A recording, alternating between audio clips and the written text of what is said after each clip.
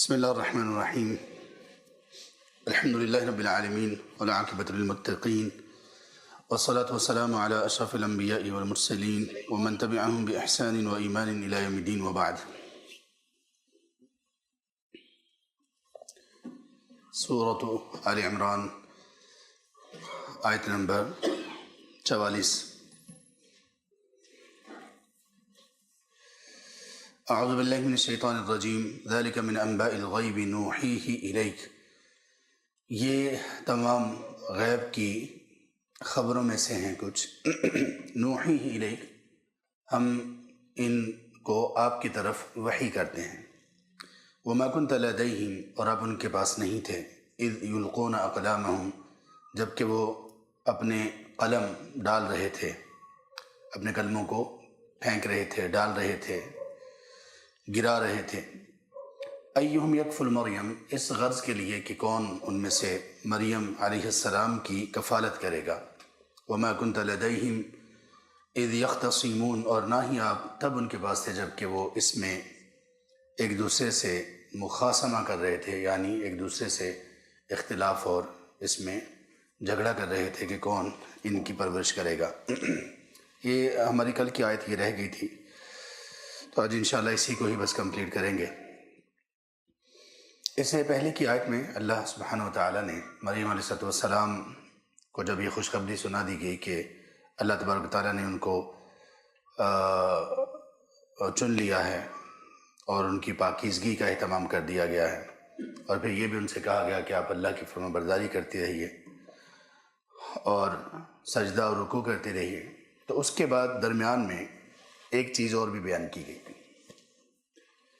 اس کا ڈائریکٹ اس واقعے سے مریم علیہ السلام، عیسیٰ علیہ السلام کے واقعے سے تعلق نہیں، لیکن اس کا تعلق ہے ان کے ساتھ جن کو یہ باتیں بتائی جا رہی ہیں. اور وہ کون ہیں؟ جناب سیدنا محمد الرسول اللہ صلی اللہ علیہ وآلہ وصحبہ وسلم. فداہ نفسی ابی و امی و اہلی و مالی. ان سے یہ کہا جا رہا ہے ذالک من انباء الغیب. دیکھیں یہ غیب کی خبریں ہیں، یعنی یہ سب چیزیں ان سین میں سے ہیں، ان کو کوئی نہیں جانتا. ان سین ہے یعنی ان نون ہے، کوئی نہیں جانتا. غیب تب تک غیب ہوتا ہے جب تک اس کی خبر کسی کو نہ دی جائے. جب غیب کی کسی کو خبر دے دی جائے تو وہ پہلے والے حکم میں نہیں رہتا. بہت سارے لوگوں نے یہ اختلاف کیا اب کے لوگوں نے، پہلے ایسا نہیں تھا. اب تو پورے فرقے کے فرقے اس بات کی بنیاد پر ہیں کہ وہ رسول کریم صلی اللہ علیہ وآلہ وصحبہ وسلم کو وہ تمام صفات ان میں مانتے ہیں جو صفات اللہ تعالیٰ کی ہیں. جیسے ان کا ہر وقت ہر جگہ پر حاضر و ناظر ہونا ان کے نزدیک، کہ وہ ہر جگہ پر حاضر بھی ہیں اور دیکھ بھی رہے ہیں، اور اس سے آگے بڑھ کر سن بھی رہے ہیں، اس سے آگے بڑھ کر مدد بھی کرتے ہیں. تو یہ تو وہ صفات ہیں اس کی جس میں یہ دو صفات پائی جائیں، الحی القیوم. وہی ہے جو اللہ تبارک و تعالیٰ سب کی نگہبانی ہمیشہ کرنے والے ہیں، اور ہر چیز ان کی نظر میں، علم میں، اختیار میں، قدرت اور کنٹرول میں ہے. ہر وقت ہر جگہ ہر کسی کی مدد کرنے پر قادر صرف اللہ کی ذات ہے. انہی صفات میں سے ایک صفت یہ ہے جس کو علم الغیب کہا جاتا ہے.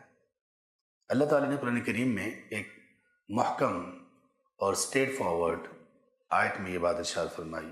سورہ نمل میں آیت نمبر 64 میں، 64 ہے یا 65 کنفرم کر لیجئے. اس میں اللہ تعالیٰ نے یہ فرمایا کہ قُلْ لَا يَعْلَمُ مَنْ فِي السَّمَاوَاتِ وَالْأَرْضِ الْغَيْبَ إِلَّا اللَّهُ. اے پیغمبر آپ کہہ دیجئے کہ آسمانوں اور زمین میں جو بھی ہیں، من سے مراد ہوتا ہے عاقل اور جاندار. مراد اس سے یا فرشتے ہیں، جنات ہیں، انسان ہیں.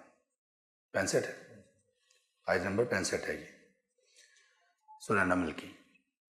تو اے پیغمبر آپ بتائیے لوگوں کو لا يعلم کوئی نہیں جانتا، کوئی علم نہیں رکھتا، من فی السماوات ہر وہ شخص، ہر وہ بھی جو آسمانوں میں ہے، یعنی تمام فرشتے، اور ہر وہ شخص جو زمین میں ہے، یعنی انسان اور جنات۔ اب پیغمبر بتائیے لوگوں کو، لا يعلم من فی السماوات والارض الغیب، کیا نہیں جانتا؟ غیب نہیں جانتا۔ آسمانوں میں بھی کوئی غیب نہیں جانتا، جو بھی آسمانوں میں ہیں یعنی فرشتے، اور زمین میں بھی جو ہیں وہ بھی غیب نہیں جانتے، الا اللہ، سوائے اللہ کے۔ تو یہ کتنی محکم آیت ہے، یہ بالکل اسی طرح سے لا الہ الا اللہ، لا يعلم الغیب الا اللہ، قل لا يعلم من فی السماوات والارض الغیب الا اللہ، بڑی واضح ہے نا، محکم آیت ہے۔ تو اللہ کے رسول صلی اللہ علیہ وسلم کی طرف جب یہ نسبت کی گئی عالم الغیب فلا یظہر علی غیبہ احدا الا من ارتضی من رسول، کہ اللہ تبارک و تعالیٰ کسی کو اپنے غیب پر آگاہ نہیں کرتے ماں سوائے اس رسول کے جس کو اللہ تعالیٰ منتخب کر لیں۔ تو جب رسول کو غیب بتا دیا گیا تو اب غیب تو نہ رہا نا، جب کسی کو بتا دیا گیا تو اب اس کے لیے یہ غیب نہیں رہا، باقی لوگوں کے لیے غیب ہے۔ یہاں پر آپ لوگ موجود ہیں، آن لائن ہمیں کچھ لوگ سن رہے ہیں، دیکھ رہے ہیں، اب ان لوگوں کو نہیں معلوم، ان کو نہیں دکھائی دے رہا کہ میرے سامنے کون کون لوگ بیٹھے ہوئے ہیں۔ آپ سب ان سننے والے لوگوں کے لیے غیب ہیں۔ اب اگر یہ لوگ بغیر کسی ذریعے کے یہ جان لیں کہ یہاں پہ کون کون لوگ ہیں، تو پھر تو واقعی غیب جاننے والے ہیں۔ لیکن اگر ان کو میں بتاؤں یا یہ کسی کیمرے سے دیکھیں یا کوئی اور بندہ ان کو خبر دے، تو پھر ان کو تو اطلاع دی گئی نا، جب ان کو اطلاع دی گئی تو پھر ان کو عالم الغیب تو نہیں کہا جا سکتا۔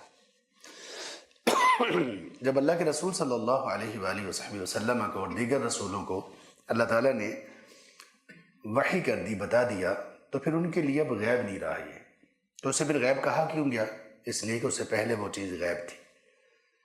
اگر اللہ تبارک و تعالیٰ کے اپنے رسول کو ان غیب کی خبروں کے بتانے کے بعد بھی رسول کریم صلی اللہ علیہ وسلم کو عالم الغیب سمجھا جا سکتا ہے، تو پھر رسول کریم صلی اللہ علیہ وسلم کے اپنی امت کو ان تمام خبروں کے بتانے کے بعد امت کو عالم الغیب کیوں نہیں کہا جا سکتا؟ پھر تو جس تک خبر پہنچے گی سارے عالم الغیب ہو گئے، پھر تو ایک بندہ تو نہ رہا نا۔ تو اصل میں اس کے ذریعے سے ایک شرک کا ایسا دروازہ کھل گیا کہ پھر لوگ صرف جناب سیدنا رسول کریم صلی اللہ علیہ وآلہ وصحبہ وسلم پر نہیں رکے، پھر تو لوگوں نے کتنے اور ایسے لوگ بنا دیے جو ان کے نزدیک غیب جانتے ہیں، سب کچھ جانتے ہیں، صرف غیب جانتے ہی نہیں۔ جزاک اللہ خیر۔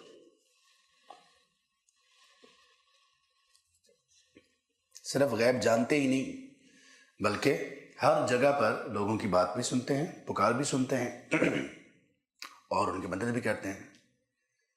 اب مجھے بتائیے، سبحان اللہ، اللہ تعالیٰ نے عقل و شعور سے نوازا ہے ہمیں، اللہ تعالیٰ اس کا حقیقی استعمال ہمیں سکھا دے۔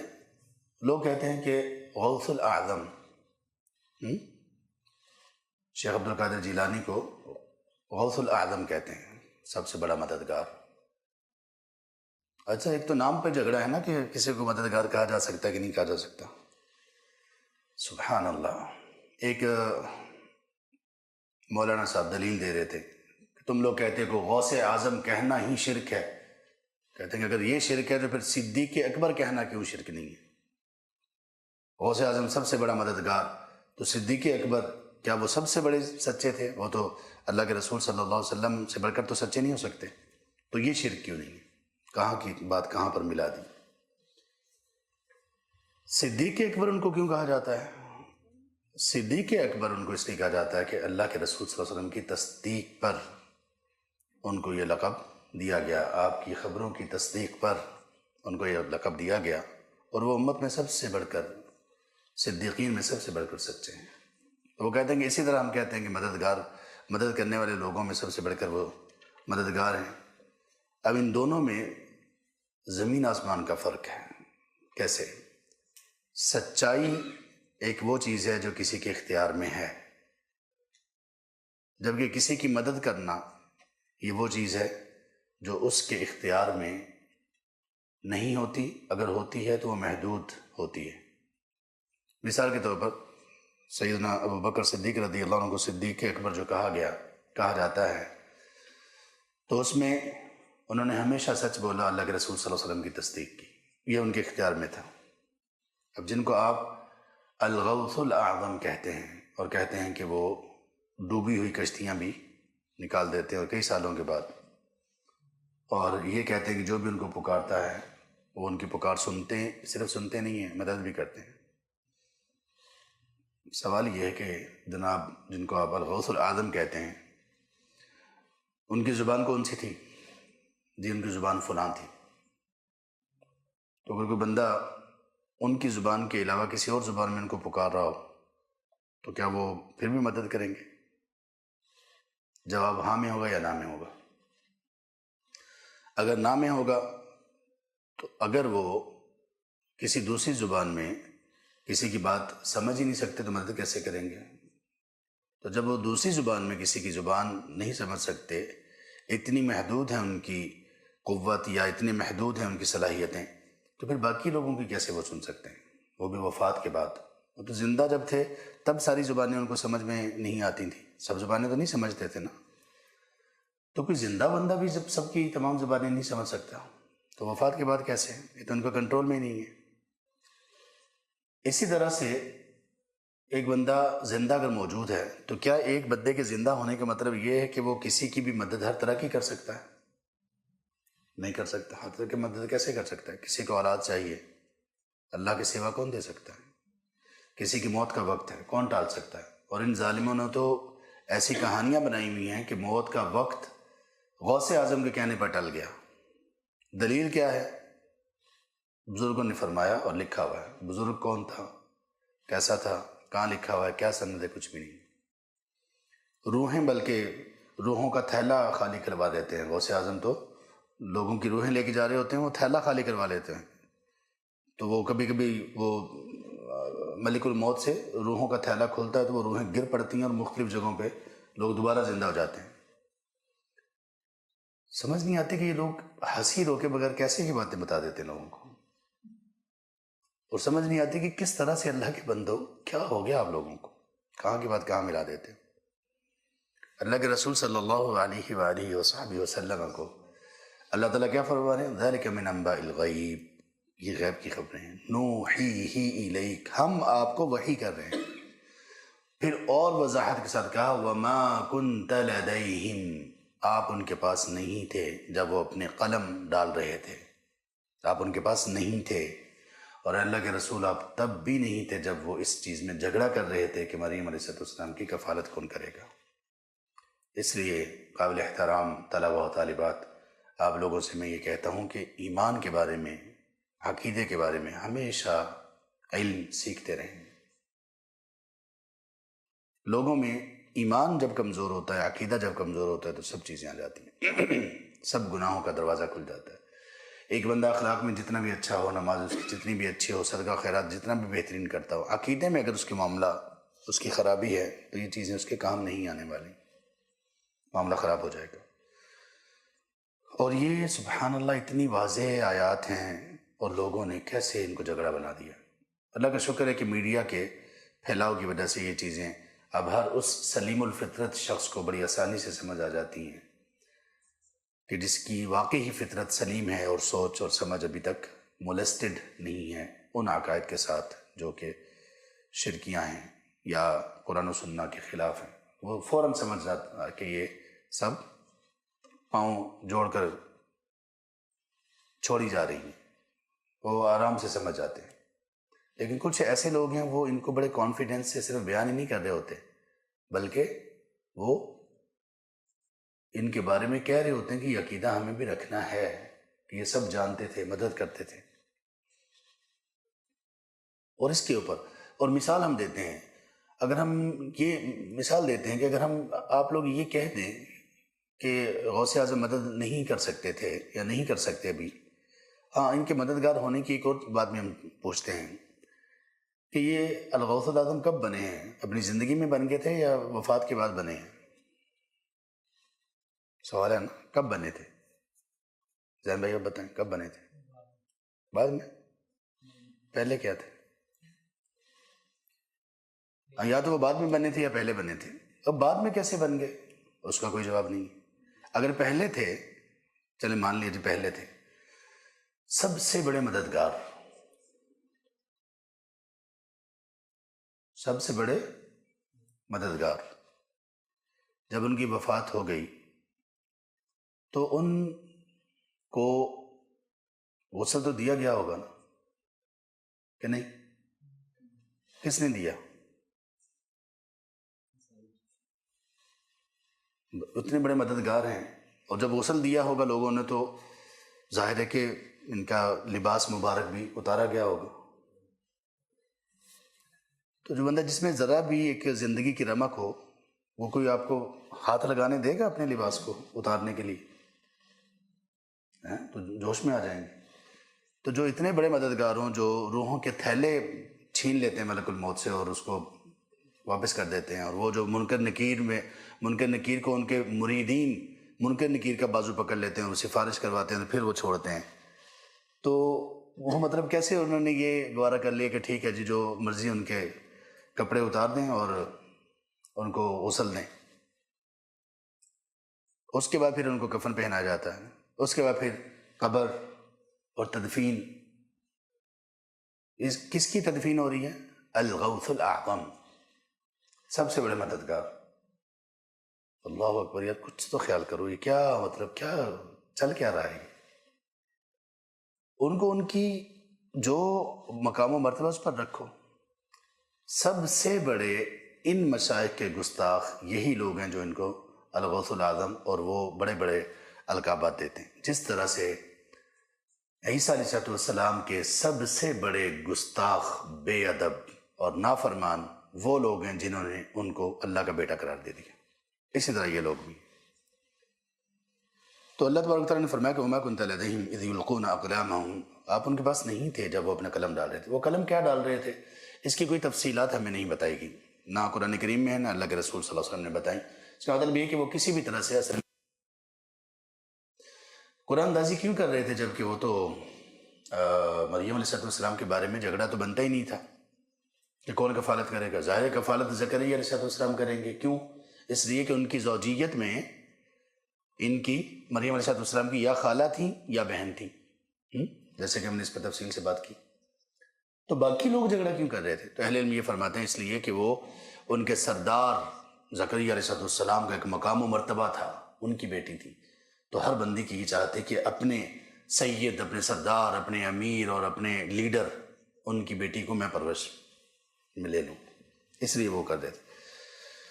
تو لہٰذا یہ معاملہ حل ہوا. قرہ جو ہے وہ زکریا علیہ السلام کے نام نکلا اور اس کے بعد ان کو ان کی پرورش میں دے دیا گیا. اسلام میں قرہ اندازی کے کیا احکامات ہیں؟ قرہ اندازی ہوتی کیا ہے اور اس کے احکامات کیا ہیں؟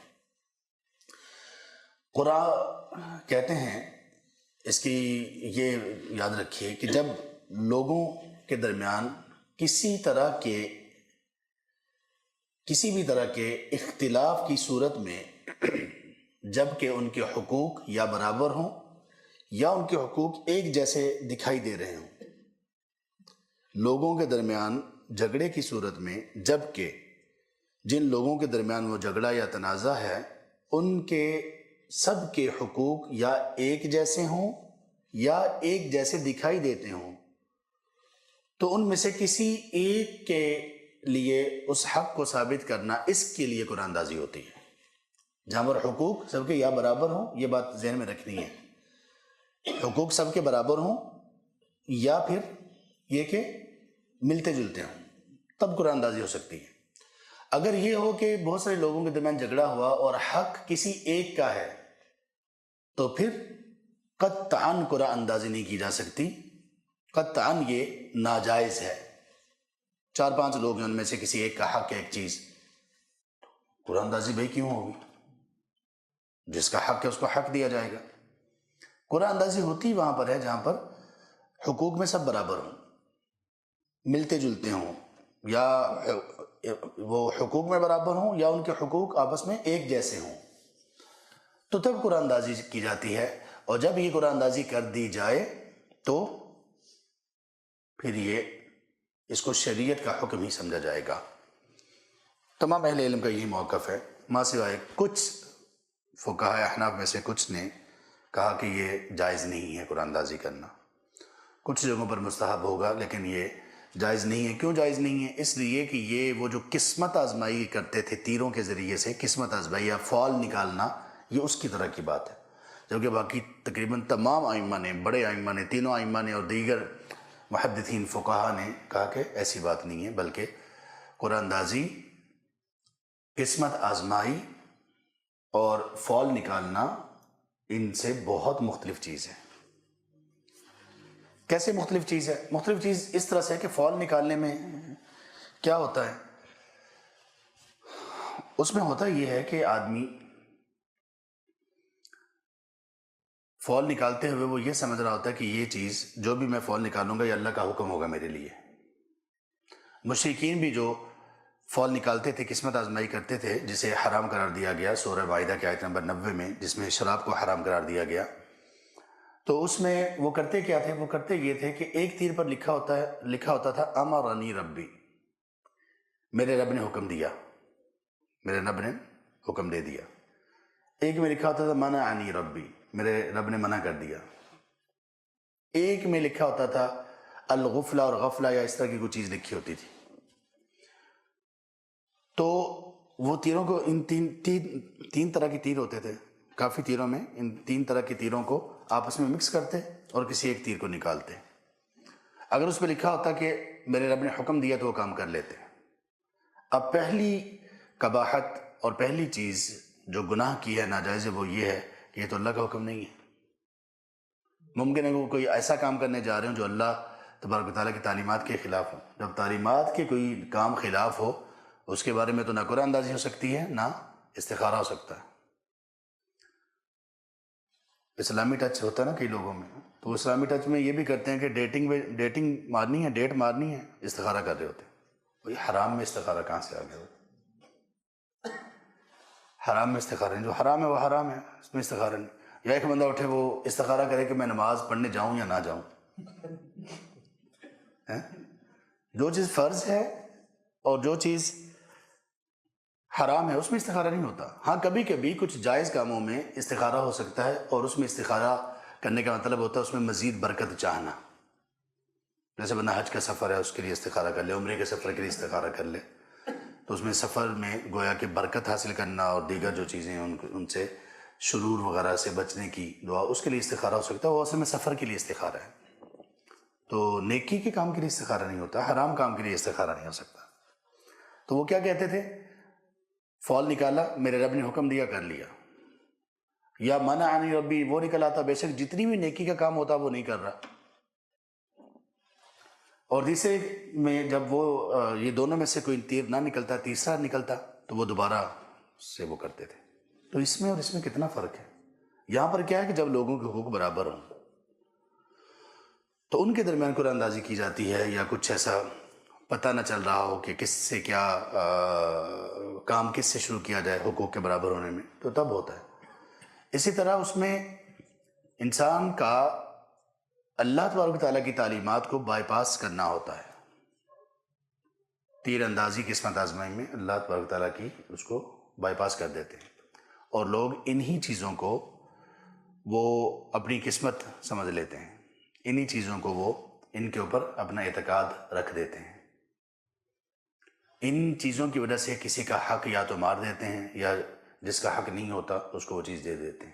لوگوں کا نفع نقصان اس میں بہت ساری چیزیں شامل ہیں. اس لیے اس میں قطعاً یہ چیز نہیں ہے کہ یہ اس کے برابر وہ کہا جائے کہ یہ اس کے چونکہ قسمت آزمائی کی طرح ہے تو اس لیے یہ ٹھیک نہیں ہے.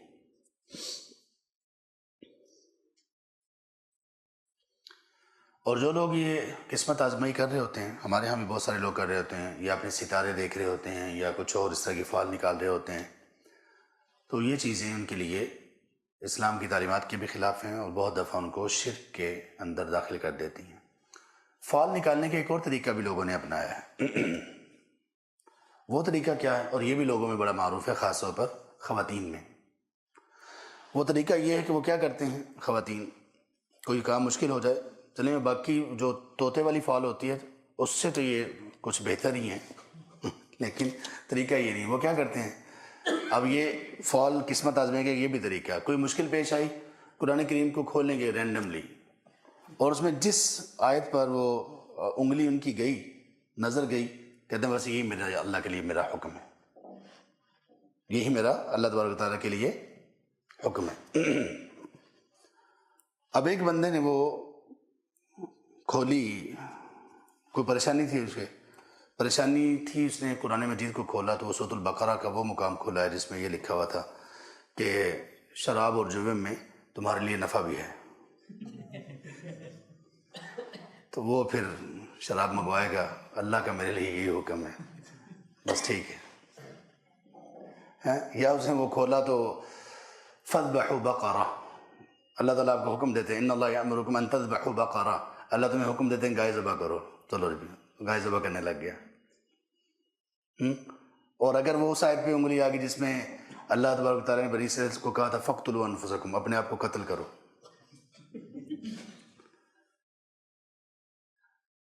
تو یہ مسئلہ خراب ہو جائے گا۔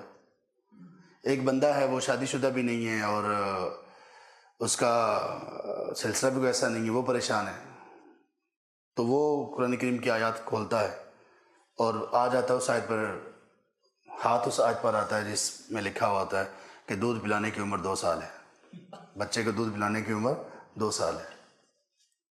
اللہ کے بندو کیا کر رہے ہو؟ یہ کون سا طریقہ قرآن کریم سے؟ یہ کون سا طریقہ کس نے بتا دیا آپ کو؟ قرآن کریم کو پڑھو، قرآن کریم کو سمجھو، اہل علم سے سمجھو، اس کا علم حاصل کرو تو آپ کو پتہ چل جائے کہ کون کس چیز میں کیا ہے۔ تو یہ بھی ایک فال کی ہی قسم ہے، یہ طریقہ اسلام کا طریقہ نہیں ہے۔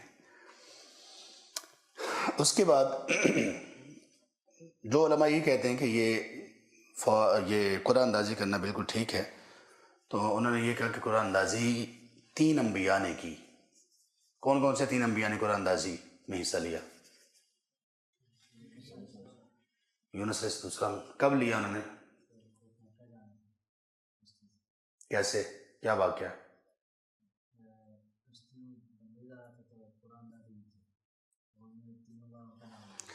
یونس علیہ السلام نے فساہم فکان من المدحضین، انہوں نے وہ قرآن اندازی میں شرکت کی کہ جس کشتی میں سوار تھے وہ کشتی ہچکولے کھا رہی تھی، تو ان لوگوں کا یہ اصول تھا کہ وہ قرآن اندازی کرتے تھے ایسے موقع پر، اور کسی ایک کو جس کے نام قرآن نکل آتا اس کو پھینک دیتے تھے۔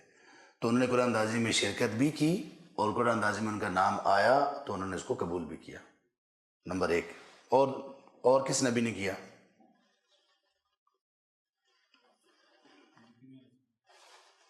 زکریا علیہ السلام نے۔ پڑھ رہے ہیں ہم، کبھی کبھی وہ بہت ایزی سوال ہوتا ہے نا، وہی بندے کو ذہن سے اوجھل ہو جاتا ہے۔ زکریا علیہ السلام نے قرآن اندازی کی تو مریم علیہ السلام کی کفالت میں نام آیا نا۔ اور تیسرے کس نبی نے کی؟ عمر بھائی، شفیق بھائی؟ نبی صلی اللہ علیہ وسلم نے کی قرآن اندازی، ایک مرتبہ نہیں، کئی مرتبہ کی۔ تو جب آپ علیہ السلام نے قرآن اندازی کی، ان میں سے چند ایک واقعات ہیں، وہ تفسیر والبیان لاحکام القرآن، شیخ الطریفی حفظہ اللہ ورعاہ، انہوں نے اس کے کچھ واقعات کو نقل کیا، احادیث میں موجود ہیں لیکن ایک جگہ پر جمع الحمدللہ ان کی اس میں کتاب میں تفسیر میں، اس آیت کی تفسیر میں انہوں نے بہت ساری چیزیں جمع کر دی۔ ان میں سے ایک یہ کہ اللہ کے رسول صلی اللہ علیہ وسلم اپنی بیویوں کے درمیان قرآن اندازی کرتے تھے جب وہ کبھی سفر پہ جانا ہوتا تھا۔ اب سفر پہ جانے کے لیے ان پر کوئی لازم اور فرض نہیں تھا کہ وہ کسی نہ کسی ایک بیوی کو لے کر جائیں۔ اب یہاں پہ تمام بیویوں کے حقوق برابر تھے، یا تو یہ ہے نا کہ تقسیم و باری، ایک مرتبہ سفر پہ جانا ہے تو اس کو لے کر جانا ہے، دوسری مرتبہ جانا ہے تو دوسری کو لے کر جانا ہے، تیسری کو لے کر جانا ہے۔ یہ تب ہوتا ہے جب وہ سفر ان کے لیے، بیویوں کے لیے بھی ضروری ہو، ورنہ تو وہ سفر ہے، اور سفر میں تو آدمی کی اپنی مرضی ہے کہ وہ کسی کو بھی لے جا سکتا ہے۔ اگر وہ باری نہیں ہے، یعنی باری ہے تو پھر کسی کو بھی لے کے جا سکتا ہے، لیکن اگلی مرتبہ پھر جس کو نہیں لے کے گیا اس کو بھی لے کر جائے۔ مثال کے طور پر اگر کوئی شوہر ہے وہ اپنی بیوی میں سے کسی کو عمرے کے سفر پر لے کے جاتا ہے، عمرہ کرواتا ہے، تو یا تو وہ سب کو کروائے گا یا پھر کسی کو بھی نہیں کروائے گا، یا پھر یہ کہ وہ ایک مرتبہ ایک کو لے گیا، دوسری مرتبہ دوسری کو، تیسری مرتبہ تیسری کو لے گیا، ایسے وہ کرے گا۔ باقی سفر ہے ان کی الگ نوعیت الگ ہوتی ہے، عزیز و اقارب کے پاس جانا ہے، ظاہر ہے اسے معلوم ہے کہ کس بیوی کو کہاں پر لے کر جانا ہے، تو اس میں یہ نہیں آتا۔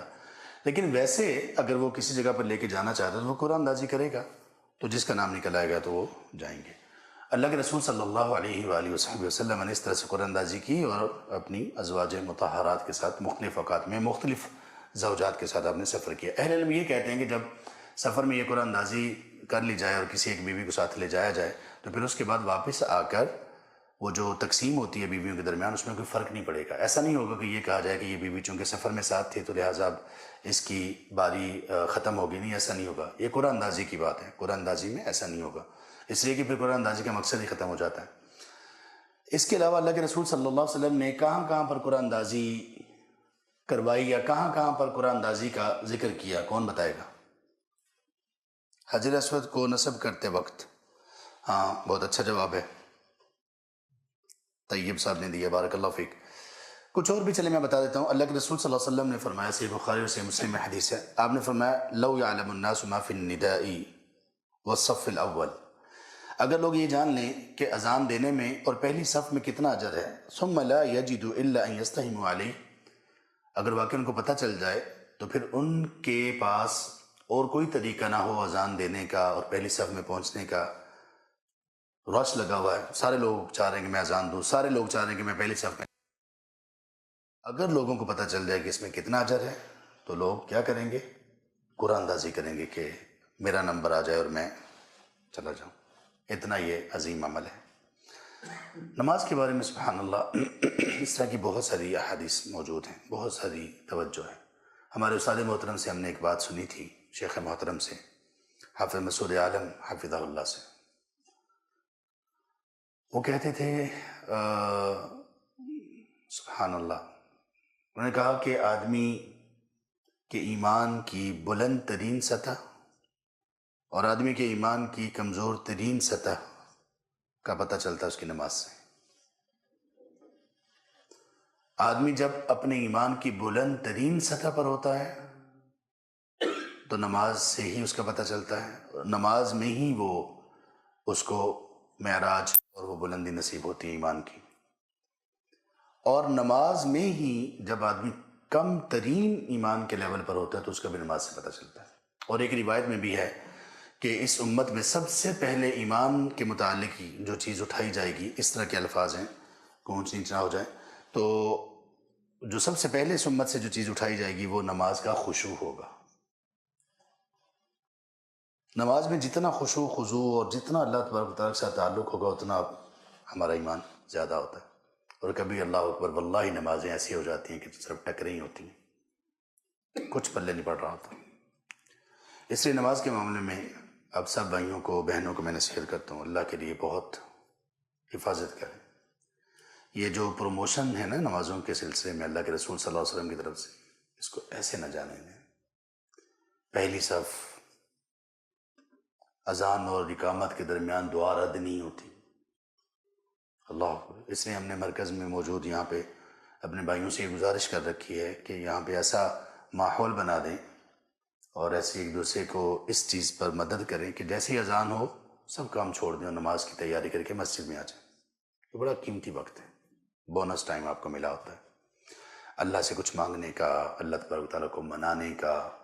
آپ قرآن کی تلاوت کر سکتے ہیں، صرف اگر آپ کوئی بندہ اس کا اہتمام کر لے، اور واللہ یہ بہت ہی یعنی مجرب چیز ہے، یہ موٹیویشن اسپیکرز کی کوئی موٹیویشن نہیں ہے جو کبھی کبھی گوگل میپ کی طرح کسی گلی میں جا کے بندے کو بند کر دیتی ہے لوکیشن، نہ آگے کا نہ پیچھے کا بندہ۔ یہ حقیقت پر مبنی ہے۔ اگر آپ لوگ تجربہ کرنے کے لیے آپ لوگ روٹین بنا لیں کہ ایک ہفتہ مسجد میں نماز پڑھنی ہے جماعت کے ساتھ، اور ایک ہفتہ جماعت سے نماز ایسے پڑھنی ہے کہ اذان ختم ہونے سے پہلے میں مسجد میں پہنچ جاؤں گا صف میں، اور اس کے بعد آپ جو نماز آپ کے مقدر میں ہو وہ پڑھیں، سنتیں پڑھیں، اور اس کے بعد آپ تلاوت کر لیں، تلاوت یہ روٹین بنا لیں۔ اس کے بعد ایک ہفتے کے بعد آپ دیکھیں کہ آپ سبحان اللہ قرآن کریم کا کتنا بڑا حصہ پڑھ چکے ہوں گے صرف اس دورانیے میں، صرف اس دورانیے میں۔ اگر آپ پانچوں نمازوں میں اس کا یہ اہتمام کرتے ہیں تو کچھ بعید نہیں کہ آپ قرآن کریم کو ایک مرتبہ ختم بھی کر لیں، اگر واقعی اس کا اہتمام آپ کریں پانچوں نمازوں میں صرف ایک ہفتے کے اندر۔ سبحان اللہ۔ تو اس لیے یہ اوقات بڑے قیمتی ہوتے ہیں۔ اس کے بعد آپ صلی اللہ علیہ وسلم نے فرمایا، یہ بھی صحیح بخاری میں حدیث ہے، کہ وہ لوگ جو اللہ تبارک تعالیٰ کی حدود کو قائم رکھنے والے اور وہ لوگ جو اللہ تعالیٰ کی حدود کو پامال کرنے والے ہیں، ان کی مثال آپ نے دی کہ جیسے ایک کشتی ہو اور کشتی کے دو فلورز ہیں، ایک نیچے والا اور ایک اوپر والا۔ تو لوگوں نے قرآن اندازی کی اور اپنے اپنے فلور کو تقسیم کر لیا۔ اب وہ جو نیچے والے لوگ ہیں ان کو پانی بھرنے کے لیے اوپر جانا پڑتا تھا۔ کیوں؟ مثال لے لیں کہ کشتی یوں آپس یوں بند ہے اور نیچے والے نیچے رہ رہے ہیں، ظاہر جب پانی وہ لیں گے تو جو اس کا فلور ہے، گراؤنڈ فلور ہے، اس کے اوپر تو کوئی جگہ نہیں پانی لینے کے لیے، تو ان کو اوپر جانا پڑے گا۔ تو یہ نیچے والوں نے یہ کہا کہ ہمیں اوپر جانا پڑتا ہے پانی کے لیے، مشقت ہے کافی، تو ہم ایسا کرتے ہیں کہ یہیں پہ کشتی میں سوراخ کر لیتے ہیں اور پانی نکال لیں گے۔ آپ صلی اللہ علیہ وسلم نے فرمایا کہ اگر انہوں نے ایسا کیا تو اوپر والے جو لوگ ہیں انہوں نے ان کو نہ روکا تو صرف یہی نہیں ڈوبیں گے، اوپر والے بھی ڈوبیں گے۔ یہ مثال آپ صلی اللہ علیہ وسلم نے دی کہ اللہ کی حدود میں قائم، اللہ کی حدود کو قائم کرنے والے لوگ اور جو اس کو پامال کرنے والے لوگ ہیں ان کی مثال ہے۔ یعنی اللہ کی حدود جہاں پر پامال ہو رہی ہوں تو آپ جہاں تک ممکن ہے ان کو بچائیں، اس بچانے میں آپ بھی بچ جائیں گے، ورنہ کبھی ایسا ہوگا کہ لوگوں کو اللہ کی حدود پامال کرنے سے اگر آپ نہیں روکیں گے تو اللہ کی طرف سے اگر پکڑ آئے گی تو آپ بھی اس کا شکار ہو سکتے ہیں۔ امر بالمعروف و نہی عن المنکر کی بھی یہ مثال۔ اسی طرح ایک موقع پر اللہ کے رسول صلی اللہ علیہ وآلہ وسلم نے دو لوگوں کے درمیان ایک معاملہ تھا، ان کے درمیان جھگڑا تھا، تو قسم کھانی تھی، تو ان لوگوں نے اس میں جلدی کی۔ آپ صلی اللہ علیہ وسلم نے پھر کیا کہا؟ آپ نے امر ان یسہم بینہم فی الیمین ایہم یحلف، یہ صحیح بخاری میں حدیث ہے۔ آپ نے پھر ان کے درمیان قرآن اندازی کی اور کہا کہ جس کا نام آئے گا وہ قسم کھائے گا، سب جلدی نہ کرو۔ دونوں پارٹیز میں سے دونوں کہہ رہے تھے میں قسم کھاتا ہوں، میں قسم کھاتا ہوں۔ آپ نے قرآن اندازی کی اور پھر اس کو کیا۔ اسی طرح سیدہ ام العلاء انصاریہ رضی اللہ عنہا وہ کہتی ہیں کہ اللہ کے رسول صلی اللہ علیہ وسلم اور مہاجرین جب مدینہ منورہ میں تشریف لائے تو انصار میں ایک مقابلہ بازی شروع ہو گئی کہ کون اپنے کس مہاجر بھائی کو رکھے گا۔ اللہ اکبر۔ اللہ تعالیٰ نے انصار کی بڑی تعریف کی، اللہ کے رسول صلی اللہ علیہ وآلہ وسلم نے بھی انصار کی بڑی تعریف کی۔ انصار کی تعریف کے لیے اتنی بات کافی ہے کہ اللہ کے رسول صلی اللہ علیہ وسلم نے فرمایا لولا الہجرۃ، اگر ہجرت نہ ہوتی تو میں انصار میں سے ایک شخص ہوتا۔ اللہ اکبر، رضی اللہ عنہ مجمعین۔ یعنی اگر ہجرت نہ ہوتی، آپ صلی اللہ علیہ وسلم کی خواہش یہ تھی کہ میں انصار میں سے ایک آدمی ہوتا ہوں۔ کمال لوگ تھے، خاص طور پر اتنے مضبوط لوگ تھے جہاں پر جس موقع پر بڑے بڑے لوگ، بڑے بڑے صالحین گر پڑتے ہیں، پھسل جاتے ہیں، بہک جاتے ہیں، وہاں پر بھی یہ قائم رہے۔ کون سی جگہ؟ جب ان پر کسی اور کو ترجیح دی جاتی ہے، ان پر حق ان کا بنتا تھا، قابلیت ان میں تھی، لیکن ان کو چھوڑ کر کسی اور کو ترجیح دی جا رہی ہے۔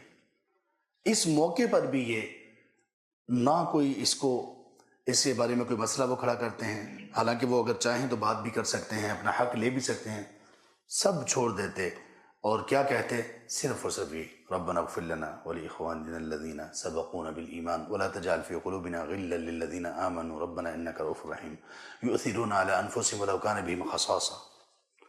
جو ایمان میں ان سے آگے ہوتے ہیں، ان کا رویہ کیا تھا؟ حسد نہیں کرتے تھے۔ اللہ اکبر، حسد نہیں کرتے تھے، دعا دیتے تھے۔ اگر ان کو ترجیح دے دی جاتی صبر کرتے تھے۔ آپ صلی اللہ علیہ وسلم نے ان کو کہا تھا کہ ان قریب تم پر ترجیح دی جائے گی لوگوں کو، تمہیں تم پر لوگوں کو ترجیح دی جائے گی، یعنی تمہارا حق ہوگا لیکن لوگوں کو دیا جائے گا، قابلیت تم میں ہوگی لوگوں کو دیا جائے گی۔ ایسے زبردست لوگ تھے۔ آپ صلی اللہ علیہ وسلم کا یہ جملہ کتنا بڑا اعزاز ہے ان کے لیے کہ میں ہجرت نہ ہوتی، ہجرت کا ایک بہت مقام و مرتبہ ہے، اگر یہ نہ ہوتی تو میں انصار کا ایک شخص ہوتا، یعنی اتنا آپ کو پسند تھا۔ پھر آپ نے ایک دوسرا اعزاز، بہت بڑا اعزاز کہا کہ لوگ میرا دثار ہیں، دثار، اور انصار میرا شعار ہیں۔ لباس ہم پہنتے ہیں نا، ایک اوپر کا لباس ہوتا ہے، ایک نیچے لباس ہوتا ہے، کوئی ٹی شرٹ وغیرہ، کوئی بنیان وغیرہ، کچھ بھی۔ آپ نے فرمایا یہ جو وہ لباس جو جسم کے ساتھ ڈائریکٹ ٹچ ہوتا ہے، انصار میرے لیے ایسے ہیں، اور باقی سب لوگ میرے اوپر والے لباس کی طرح ہیں، یعنی انصار مجھے زیادہ عزیز ہیں، مجھے زیادہ قریب ہیں۔ ایک مرتبہ کچھ انصار کے کچھ لوگوں کے دلوں میں یہ بات آئی کہ اللہ کے رسول صلی اللہ علیہ وآلہ وصحبہ وسلم انہوں نے کچھ مال غنیمت ہاتھ آیا تو دوسرے لوگوں کو بہت زیادہ دیا، انصار کو یا تو دیا ہی نہیں یا بہت کم دیا۔ ان میں سے کسی کی زبان سے یہ بات نکل گئی، خون دینے کے لیے ہم، اور جب سہولیات دی جاتی ہیں تو ان کو، واللہ کتنی دینی آرگنائزیشنز، کتنے گھر، کتنی بہنیں آپس میں، کتنے بھائی آپس میں، کتنی فیملیز آپس میں، صرف اس ایک بات کی وجہ سے اسے کیوں دیا گیا، اسے کیوں نوازا گیا، مجھے کیوں نہیں دیا گیا۔ فساد، جھگڑے، حسد، شر، غیبت، ٹانگیں کھینچنا، پروپیگنڈا کرنا، سب کچھ ہوتا ہے۔ ان لوگوں سے جب ایسی، اول تو کسی نے کی نہیں، ایک ہاتھ سے جب یہ بات نکلی تو آپ صلی اللہ علیہ وسلم نے ان کو اکٹھا کیا اور ایک خطبہ دیا، جس خطبے نے انصار کو رلا دیا، ان کی سسکیاں نکلنا شروع ہو گئیں۔ اس میں آپ صلی اللہ علیہ وسلم نے یہ ساری باتیں کہی تھی، اگر ہجرت نہ ہوتی تو میں تم میں سے ایک شخص ہوتا، لوگ میرے لیے شعار ہیں، دثار ہیں، تم میرا شعار ہو، یعنی میرے سب سے قریب ہو۔ اور پھر یہ بھی کہا کیا تم اس پر راضی نہیں ہو کہ لوگ اپنے گھروں میں اونٹ بکریاں لے کر جائیں اور تم اپنے گھروں میں محمد الرسول اللہ کو لے جاؤ صلی اللہ علیہ وآلہ وصحبہ وسلم رضی اللہ عنہم اجمعین۔ سب لوگ رونے لگ گئے، جس کے ساتھ کہا کہ اللہ کے رسول ہم اس پر راضی ہیں، ہم اس پر راضی ہیں۔ آپ نے فرمایا کبھی کبھی میں ایسے شخص کو بھی دیتا ہوں جو مستحق نہیں ہوتا، اور جو مجھے زیادہ پسند ہوتا اس کو میں نہیں دیتا ہوں، اس کے کئی مقاصد ہوتے ہیں۔ تو جو لوگ آپ سے لگاؤ رکھتے ہیں، آپ سے جن کو محبت ہے، وہ لوگ ان چیزوں سے آپ سے دور نہیں ہوں گے، اور جن کو یہ عہدہ، یہ عزت، احترام، اپریشیشن ان کی فکر ہوتی ہے، ان کا کہیں نہ کہیں ہلاکت ہوتی ان کی۔ یہ کبھی آپ کے نہیں ہوتے، ہمیشہ یاد رکھیں۔ وہ لوگ جن کو یہ ہوتا ہے کہ آپ نے ہمارا کام پسند کیوں نہیں کیا، دوسرے کا کر لیا، ہمیں آپ نے اپریشیٹ کیوں نہیں کیا، شاباش کیوں نہیں کی، ہمارے کام کی تعریف کیوں نہیں کی، دوسروں کو کی، اس مزاج کے جو لوگ بھی آپ کے ساتھ ہوں گے، دین کا کام ہو یا دنیا کا کام، یہ ہمیشہ نقصان پہنچائیں گے، اپنے آپ کو بھی نقصان پہنچائیں گے، آپ کو بھی نقصان پہنچائیں گے۔ یہ تربیت نہیں ہونی چاہیے۔ یہی تربیت اگر کبھی اولاد میں پیدا ہو جائے بڑا مشکل ہو جاتا ہے والدین کے لیے اس کو سنبھالنا، جبکہ تربیت یہ ہونی چاہیے کہ ایک دوسرے پر ترجیح دی جائے۔ اور واللہ اکبر، اللہ اکبر، واللہ ایک چیز اگر آپ بھی ذہن میں رکھ لیں تو آپ کو کبھی بھی پریشانی نہیں ہوگی۔ واللہ اس کو تو اللہ نے توفیق سے نوازا، اس کو تو ہم نے کئی مرتبہ آزمایا ہے، بلکہ کئی مرتبہ ہمارے ساتھ جو لوگ ہیں ان کو بھی یہ معلوم ہے، کئی مرتبہ یہ آیت میں ان سے ڈسکس کر چکا ہوں۔ ابھی بھی اس سفر میں بھی جب میں مدینہ میں تھا تو ہمارے ساتھ مدینہ یونیورسٹی کے کچھ طلبہ تھے، شیخ عبدالعزیز اور حافظ طاہر وغیرہ اور کچھ اور بھی، تو اس سفر کے دوران بھی یہ بات ہو رہی تھی کہ قرآن کریم کی کون سی وہ ہر بندہ وہ آیت بتائے جو سب سے زیادہ اس آیت نے ان کی زندگی پر اثر کیا ہو۔ اگرچہ سارا قرآن ہی ایسا ہے، لیکن بہت زیادہ جس آیت سے سیکھا ہو، اس آیت نے اثر کیا ہو۔ تو اس میں ایک آیت ہے جو میں کئی مرتبہ کئی سارے بھائیوں کو بتائی ہے، شاید یہاں پر بھی کبھی میں نے ذکر کی ہو۔ واللہ آپ کے دل سے حسد کو، بغض کو، تعریف سننے کی بیماری کو، اور جب آپ کو ترجیح دی جا رہی ہو تب یہ آپ کے ایمان کو ڈگمگانے نہیں دے گی۔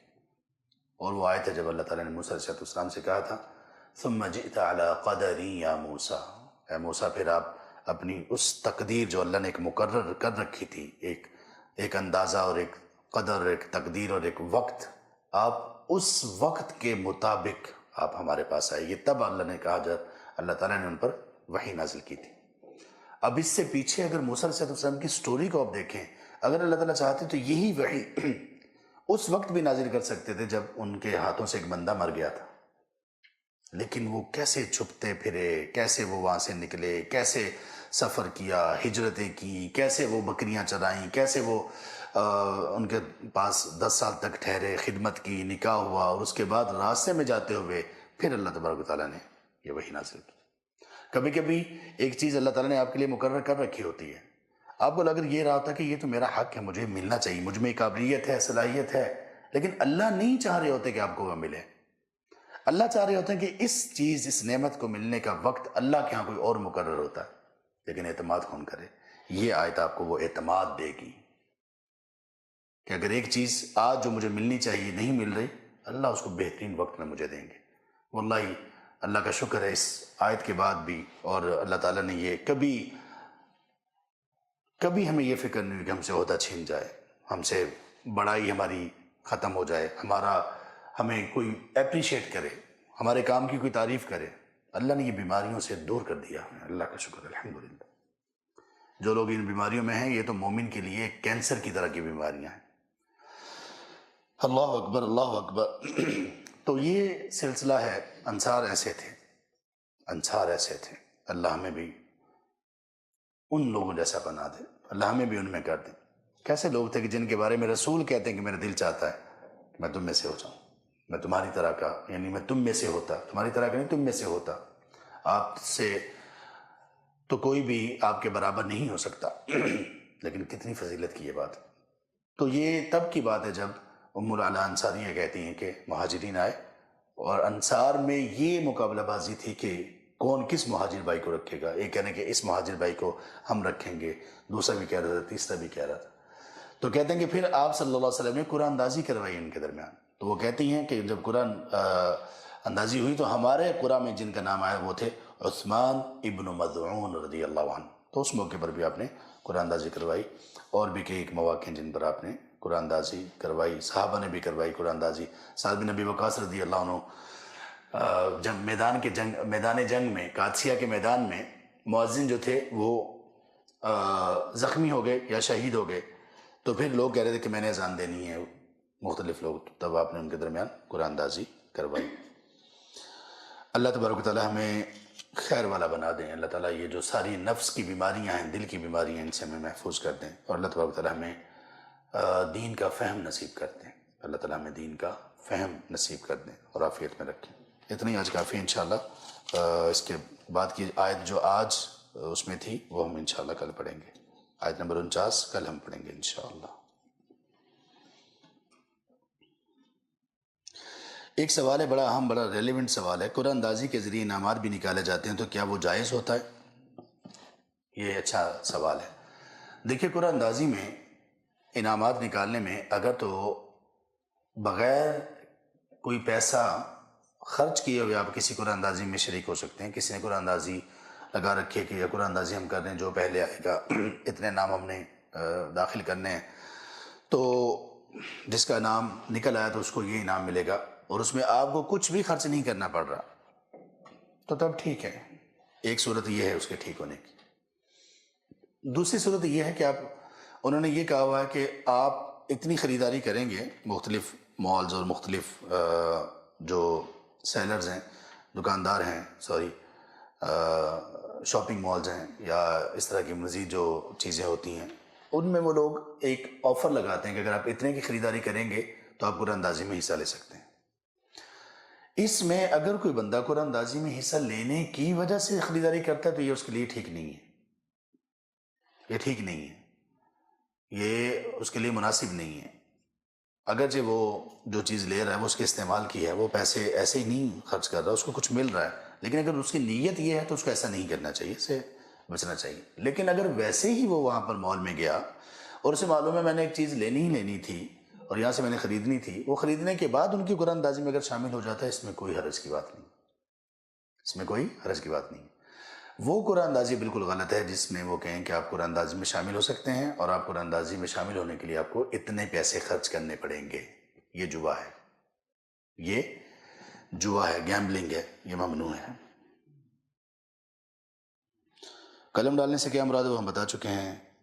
کہتے ہیں اس کے علاوہ غوث اعظم کے جوتوں کی بھی بڑی کرامات بیان کرتے ہیں. جی بہت ساری عجیب و غریب. ان کے جوتوں کی بھی کرامات بیان کرتے ہیں، ان کی چھلانگوں کی بھی کرامات ہیں.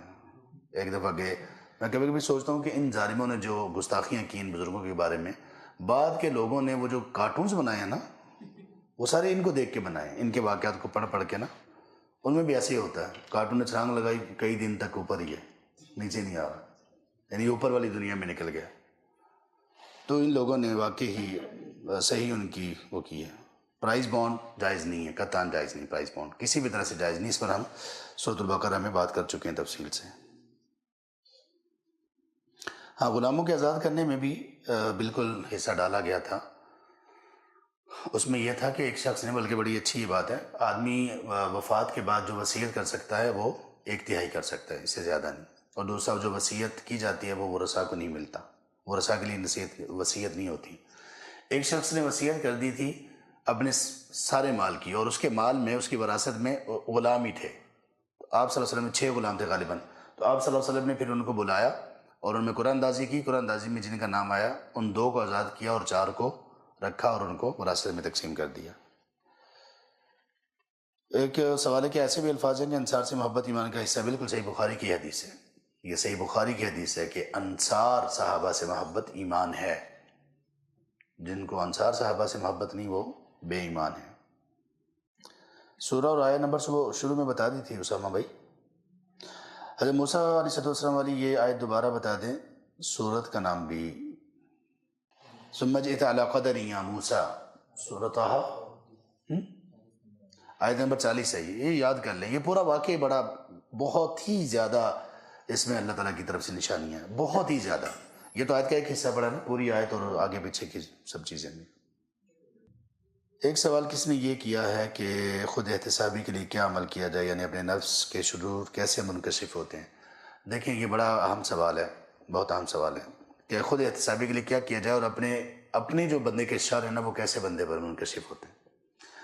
واللہ خود احتسابی تو یہ ہے کہ جب ہمیں کسی بھی طرح سے اندازہ ہو جائے کہ ہمارے اندر یہ چیز ایک پائی جا رہی ہے تو ہم اس کے بارے میں خود ہی اس کو سوچیں اور اس کے بارے میں اسے ٹھیک کرنے کی کوشش کریں. اپنے نفس کے شرور کو کیسے پتہ چلا جائے کہ میری یہ نفس کا شر ہے. اس کو پتہ چلانے کے لیے آپ کو علم کی ضرورت ہے. جتنا علم زیادہ ہوگا اتنے ہی نفس کے شرور کا آپ کو علم ہو جائے گا. جتنا علم کم ہوگا اتنی ہی زیادہ آدمی اپنے نفس کی شر میں ہوتا ہے، اتنا ہی زیادہ اپنے نفس کی شر میں ہوتا ہے. اور کبھی کبھی وہ خود کو نیکی پر سمجھ رہا ہوتا ہے اور خود کو ٹھیک سمجھ رہا ہوتا ہے، لیکن ہوتا وہ شر پر ہے. افحسب الذین کفروا یتخذوا عبادی من دون اولیاء، وہ کیسے ہے؟ قل هل انبئکم، ہاں ان لوگوں کے بارے میں نہ بتاؤں جو سب سے زیادہ نقصان دہ اعمال کرنے والے ہیں. وَيَحْسَبُونَ أَنَّهُمْ يُحْسِنُونَ صُنْعًا، جبکہ وہ سمجھ ہی رہے ہوتے ہیں کہ ہم ٹھیک کر رہے ہیں. اور واللہ یہ بات ہم نے کئی مرتبہ آزمائی ہے، دیکھی ہے لوگوں میں کہ وہ اپنی صرف لا علمی اور جہالت کی وجہ سے ایک انتہائی سرکشی اور گناہ پر ہونے کے باوجود اپنے آپ کو حق پر سمجھ رہے ہوتے ہیں. تو اپنے نفس کے شرور کو جاننے کے لیے علم بہت ضروری ہے، علم کا حصول بہت ضروری ہے. اور جب آدمی علم حاصل کرتا ہے کچھ اور ناقص، جب اس کا علم جب ناقص ہوتا ہے نا، کسی ایک چیز میں ناقص ہوتا ہے، اس کا نقصان آدمی کے علم نہ ہونے سے کبھی کبھی زیادہ ہوتا ہے. تو اس لیے نفس کے جو شرور ہیں ان کو جاننے کا ایک طریقہ ہے کیا کہ علم حاصل کیا جائے. ایک طریقہ اور ہے، وہ یہ ہے کہ اللہ سے دعا کریں کہ اللہ تعالیٰ آپ کو کوئی ایسا دوست، ایسا کوئی ساتھی، ایسا کوئی بھائی، ایسی کوئی بہن نصیب کر دیں جو واقعی آپ کے شرور آپ کو بتائیں. اور ساتھ یہ بھی دعا کریں کہ اگر آپ کو کوئی آپ کی شر بتائے تو آپ اس کو قبول کر لیں اگر واقعی وہ شر ہے. کبھی کبھی ایسا ہوتا ہے لوگ آپ کو ایک چیز بتا رہے ہوتے ہیں، وہ غلطی نہیں ہوتی، لوگوں کو نہیں پتا ہوتا کہ وہ غلطی نہیں ہے، اور کبھی اس کے بالکل برعکس بھی ہوتا ہے. تمہارا علم جو ہے وہ سب سے بنیادی چیز ہے.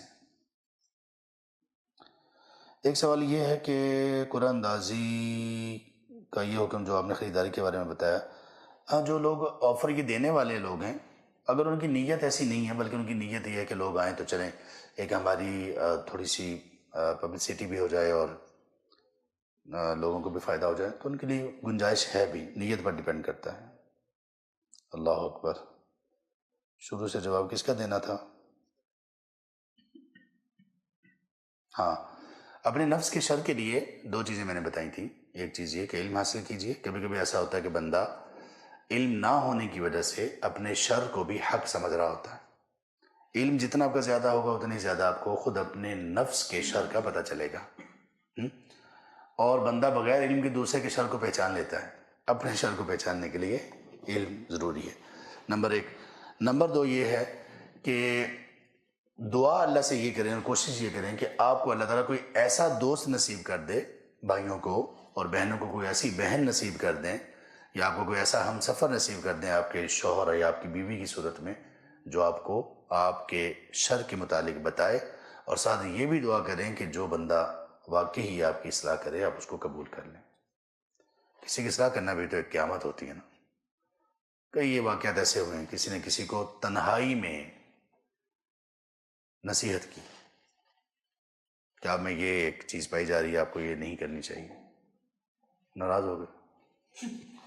کیا کر، آپ تو ججمنٹل ہیں۔ اللہ، تو یہ بڑے بد نصیب لوگ ہیں۔ آپ کو اگر آپ کی کوتاہی کے بارے میں کوئی بتائے، اگر وہ صحیح نہ بھی بتا رہا ہوں نا، اس سے غلطی ہو سکتی ہے، واللہ آپ اس کے احسان مند رہیں کہ اس نے آپ پر بہت بڑا احسان کیا، بہت بڑا احسان کیا۔ اگر آپ سمجھ رہے ہیں کہ وہ جو آپ کی غلطی کی نشاندہی کر رہے ہیں وہ غلطی نہیں ہے، تو پھر اچھے انداز میں ایکسپلین کر دیں کہ یہ غلطی نہیں ہے۔